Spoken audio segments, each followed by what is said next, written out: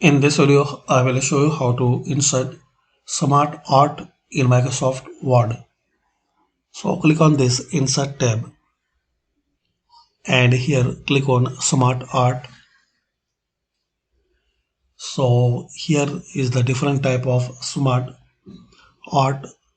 Select as your need in list, matrix, pyramid and picture.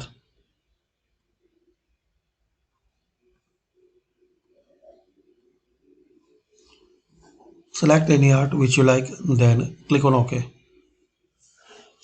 Now here you can make changes as your need.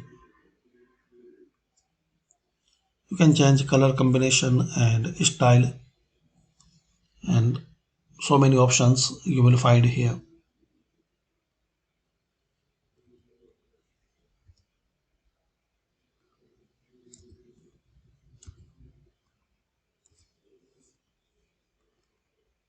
Click anyway.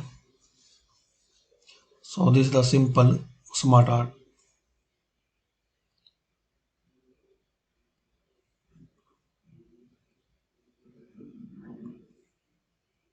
And you can make your own shape.